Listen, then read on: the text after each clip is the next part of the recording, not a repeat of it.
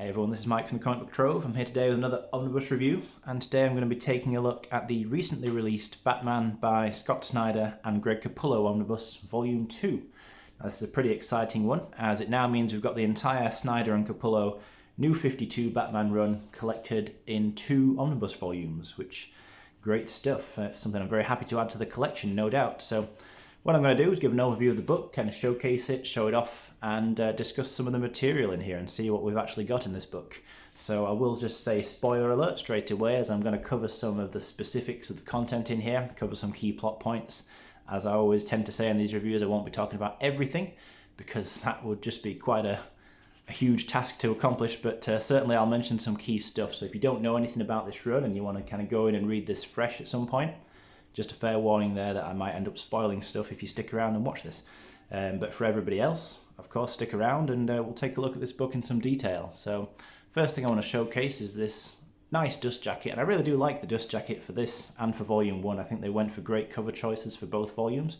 And the dust jacket itself has this kind of matte finish to it, but with glossy finishing for the lettering, which I think is quite stylish, looks very cool. If we look at the rest of the dust jacket, we get an identical spine design to Volume 1, other than the fact that the actual lettering for Batman itself is a slightly different colour, so it's kind of an off-white. I don't know if it really comes across on camera, but it's not perfectly white for comparison. I've actually got the dust jacket to Volume 1 here. And again, I don't know how clearly this comes across, but on the Volume 1 it is perfectly white. On Volume 2 it's kind of an off-white, almost like a dirty white. It kind of looks almost as though somebody smudged dirty fingerprints all over it. That's sort of how it looks. It's deliberate as far as I'm aware, because I think everybody's copy looks like that, but it's a little strange because you can notice a difference on the shelf. By no means a big deal, but it's something that I think is just worth pointing out. But anyway, other than that, the design is all very much the same. And then on the back, you get this another cool image there, and you get a blurb at the bottom along with your contents. So as I say, we're looking at the rest of the Snyder and Capullo run in here, issues 34 to 52, with annuals 3 and 4, Future's End #1, DC Sneak Peek Batman #1, and also very cool that they added in the Batman Last Night on Earth issues 1 to 3, and also a story from Detective Comics 27 and 1000. There's quite a few extra sort of one-shot stuff going on collected in this book, which is all very cool to have, stuff that Scott Snyder and or Capullo worked on. And then we go into the book itself. So let's take a look at what we have in here. Gotta say, overall this is a great book. I think the design is pretty cool.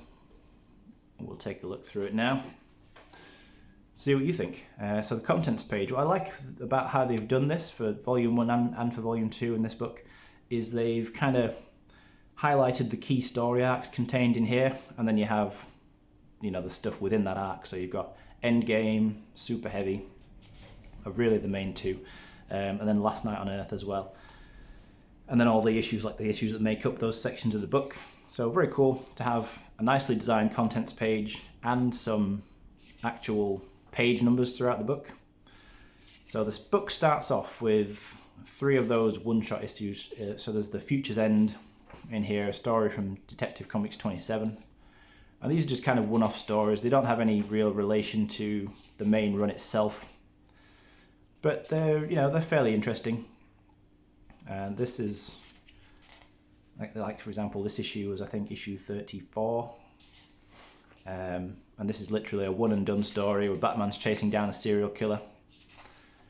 At the same time this was going on, the Batman Eternal stuff was going on. And that really leads me into a point that I think I raised when I talked about Volume 1 of this omnibus. And that's that what you have to bear in mind as you read this book, as you read this whole run, is that it's taking place at the same time during the New 52 as many other Batman series were taking place. You know, there was Detective Comics, Batman Eternal for a while, Batman and Robin, there's Batman the Dark Knight, Batman Incorporated. Yeah, just so many other Batman stories that were going on alongside this run. And what it means is that sometimes, not a lot to be fair, it's not a huge issue, but there are just certain points where things will happen in this run. For example, characters might appear who were introduced in other series, and this book doesn't give you any context for who they are really, nor does Volume 1. And as I say, it's never a massive problem, but just now and then, for example, there's a character in here who I'll just show in a minute. But this is where the Endgame story starts, so you get this really cool cover by Greg Capullo. Also, no issue numbers as well, so virgin covers all throughout. Usually, you get like the main cover on the front, and then on the reverse side, kind of a zoomed in pencil version of the cover, which is cool, but as I've said before in other reviews, I do wish that they would include an issue number somewhere, just in the top corner, for example, to help you have a reference point for what you're reading without having to refer back to the contents page. But yeah, a minor point really. So we go into Endgame then, Batman Endgame Part 1 here. And pretty cool story overall, Endgame. It features the return of the Joker. So Joker having been absent since his apparent death at the end of the Death of the Family story, which occurred in Volume 1. This is when he returns and causes even more chaos than the first time round. Here, just to introduce that character that I was talking about, is this lady here, Julia. She is Alfred's daughter, who has come from England, and at this point is hanging around with Bruce and Alfred, and she knows that Bruce is Batman. She's very much kind of involved at this point, but this story in this book doesn't tell you that she's kind of come into things elsewhere. I think she was, I don't even remember, I think she got involved with them in Batman Eternal or something else, one of the other series anyway, but she's just here at this point, and you just kind of have to accept that she's here and she turned up somewhere else. But anyway, back to this story, because as I say, that's a minor issue, it's really not a big deal. It doesn't affect the reading experience too much.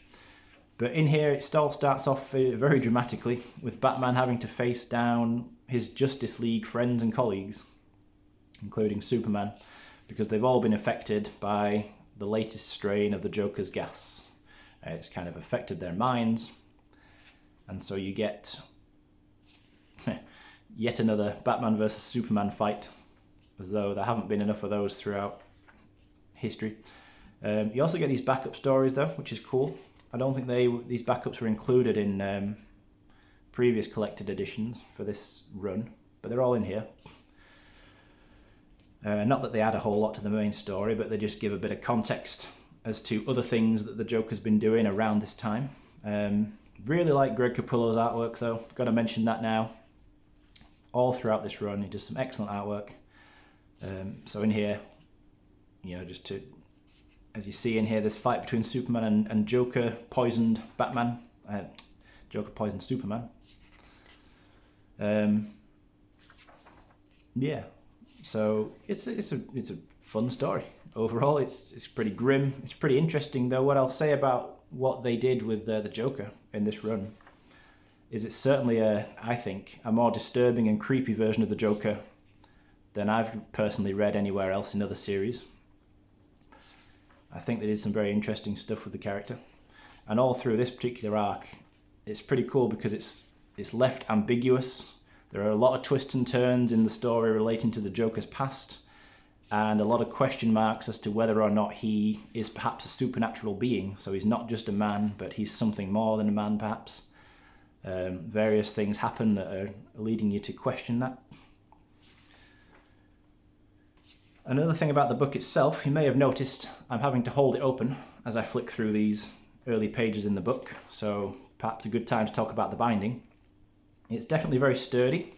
It feels, well held together, but it's quite tight. So when you're in the first couple of 100 pages, it does want to close itself. So you do have to sort of hold it open like this, like I'm doing here. And, same as you get towards the back. Not a real big problem for me, and to be honest, my volume 1 was the same until I'd actually read through it and stretched it a bit more.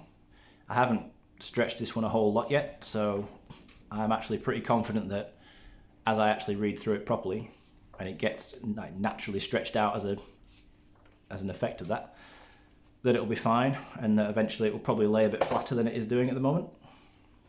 It kind of feels like it will. But yeah, so that's just to let anybody know who's interested in that aspect of things. Yeah, so we'll get back to the story. So as I say, the Joker is very much changed here. So if the idea behind the Joker before in Death of the Family was that he's got this kind of weird warped affection for Batman, he thought in some way that he was helping Batman by being, you know, a constant adversary in his life and challenging him. Here, his motivation has gone completely the other way, and now the idea is that the Joker has just decided enough is enough, and Batman's no fun anymore, so he wants to just kill the Batman here, make him suffer and actually kill him. Only possible criticism of this story is maybe it goes on a little bit too long. Maybe, but to be honest, I don't really necessarily think that's the case. I can understand why maybe some people think that, but I personally think it's enjoyable. But maybe that's just because I really enjoy this version of the Joker. You also see here an interaction with the Court of Owls, who of course previously introduced in the very awesome Court of Owls story arc right at the beginning of Snyder and Capullo's run. So good to see that them bringing in, you know, previously introduced plot elements into these later stories in the run. You get some appearances by the rest of the Bat family as they kind of join Batman's plan to take down the Joker. I just want to show this cover as well. Really like this cover, which is the last part of the Endgame story. I think it's part 6 of 6. There it is, yeah.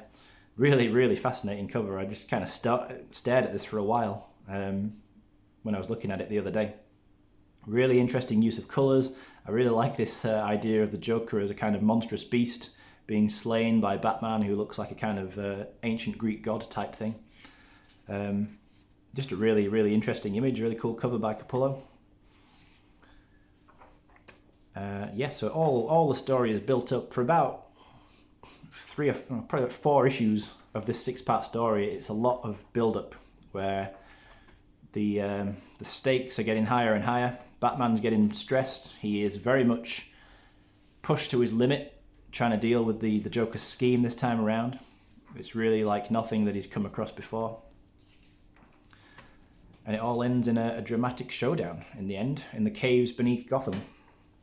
And what I'll say here is, again, just another spoiler, I suppose, despite my earlier spoiler warning. But at the end of this story arc, seemingly, both Batman and the Joker are killed in their final fight. And certainly everybody thinks that they're dead. Which leads us very nicely into the next story arc in here, where Commissioner Gordon, of all people, starts to wear this kind of heavy mech suit, this armoured suit, kind of Iron Man style Batman suit. And yeah, for a while, Commissioner Gordon is Gotham's new Batman. And that takes us into the super heavy arc, and that's really what this is all about. It's a story where Batman is gone, the original Batman, Bruce Wayne, and in his place, we get an alternate version of Batman. And yeah, not too long ago on the channel, I talked about the Nightfall saga, which happens to be the first kind of huge example, major example, of a replacement Batman taking Bruce's place. So here I am not too long later talking about another instance of that happening. And yeah, this is an interesting story. It's always quite interesting, I think. As I said with the Nightfall stuff, it's interesting to see other people take on the mantle of a well-known hero in short bursts. That's what I'll say. You know, it's obviously when something like this is happening, you know that Bruce Wayne's going to come back. You know the original hero is going to come back in a situation like this. So you're just waiting, not for the if, just for the when and the how, really. I don't think anybody was in any doubt when this story was originally being published monthly that Bruce Wayne was going to come back. It was really just a case of how is Bruce going to come back. But during this super heavy, we get the introduction of Mr. Bloom, this guy right here. Very, very creepy character.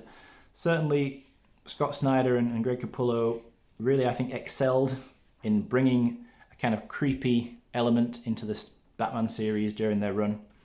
You know, the Joker I've already mentioned, very dark, disturbing version of the Joker. This character, Mr. Bloom, as we see in here, also very creepy in his design. Excellent design work by Capullo in drawing the character and giving him his actual visual style. And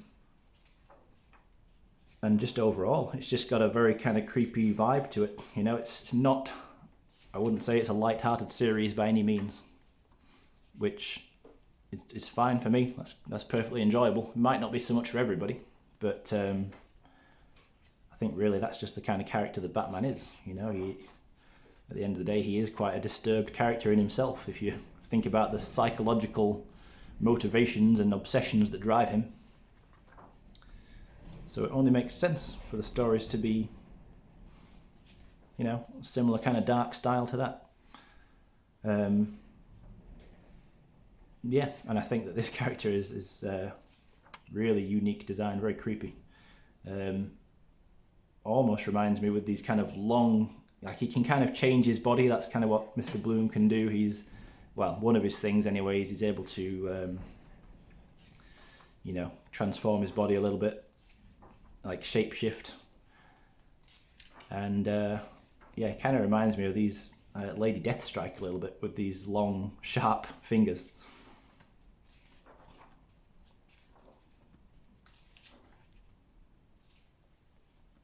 Yeah, freaky stuff. But it's, yeah, as I say, yeah, it's a great story overall. It's I would say it's not as good as the stuff in Volume 1 though. You know, I've got to say, I think that, you know, the Court of Owls story, the Death of the Family, are both particularly great stories, I think. They don't quite reach those same heights with the material here.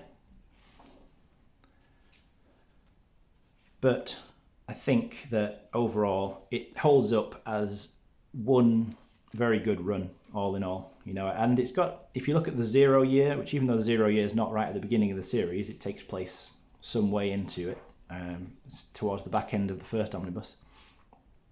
But you can look at the 0 year as Snyder and Capullo's, you know, year 1. It's their Batman origin, and then over the course of this run, you know, it's like you get a full story, you know, because it all ends with the Last Night on Earth, which is kind of like their Dark Knight Returns in a way. Their possible future, a possible future story featuring Batman in his older age. And it bookends the series nicely, all in all. It means that I think if you read Volume 1 and 2, these omnibuses, I think it, you know, it has a satisfying feeling to it. You know, you feel like you've read a complete story, which is not always the case when you read a particular run on any series and any character, because of course it's ongoing comics, so there's never really a truly definitive end. But I think this is as close as it gets with the story in here.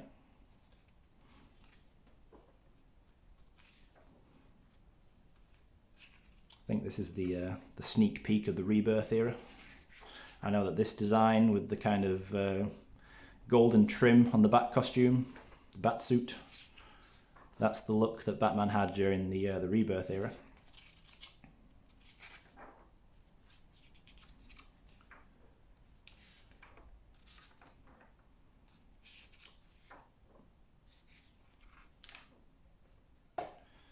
Yeah, you know, hopefully as I'm flicking through here, getting to the point again at the end where the book is trying to close itself a little bit. I'll have to hold it again. But yeah, hopefully you get a good idea as I'm flicking through here as to what the, I suppose, what the kind of visual tone of the book is. But then if you're familiar with Volume 1 at all, none of this should really come as a surprise. It's very much more of the same overall. So I would say if you enjoyed Volume 1, if you enjoyed Court of Owls, Death of the Family, 0 Year, those stories, no reason really not to check this out. You get Endgame, which is very much a sequel to Death of the Family, really. The Super Heavy arc, which is a look at Batman's legacy and following an alternate Batman with Jim Gordon. And then Last Night on Earth, which is your kind of suppose, Elseworlds kind of story, which uses plot elements from Snyder and Capullo's run all in all. And then in the back here we get this pretty extensive variant cover gallery as well. A lot of different covers by different artists. Haven't actually flicked through these, all of them, so I'm taking a look myself at the Lego Joker. Pretty cool. That one, gotta highlight this. I don't know if anybody is a fan of the Jim Carrey The Mask film, but that is an excellent homage to that classic movie poster. I've seen that before, really cool. But yeah, a lot of great covers in here. Nice to see a great collection of variant covers. That's an awesome Alex Ross one. Kind of a take, I can't remember what story it's from. It's on the tip of my tongue, but I've forgotten what it is, but the one where Joker and Harley are dancing in that classic pose. Yeah, a lot of cool stuff here. Supergirl. Really liked the New 52 Supergirl story, to be honest. I think I might be in a minority there. It doesn't get a lot of mentions, really. I never really see anyone talking about it, but I enjoyed that series. I think that would be cool to get an omnibus of at some point. Amanda Connor. You can always instantly recognise Amanda Connor's work.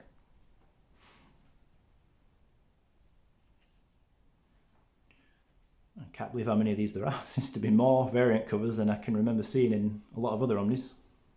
But also, yeah, sketches at the back, really cool as well. Some Greg Capullo sketch work.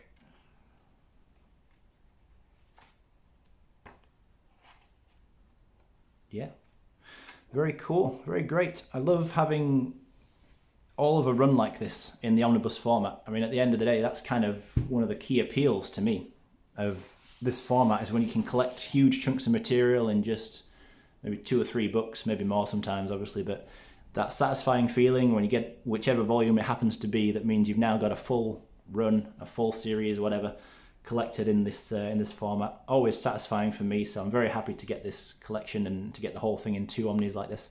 And hopefully this video has maybe helped you decide if it's a run that you feel like picking up, if you want to hunt down volumes 1 and 2 of this. It's something I recommend if you're a Batman fan. You don't have to read it, obviously, in omnibus format. I'm pretty sure the whole thing is still available in trade paperbacks or standard size hardcovers. But however you go for it and choose to read it, I think you should do so if you're interested. And as I say, hopefully this has helped you out one way or another as to whether you are interested.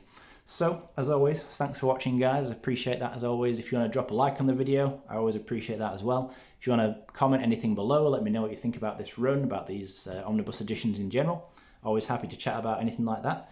But otherwise, thanks as always, and I'll see you again soon with another video.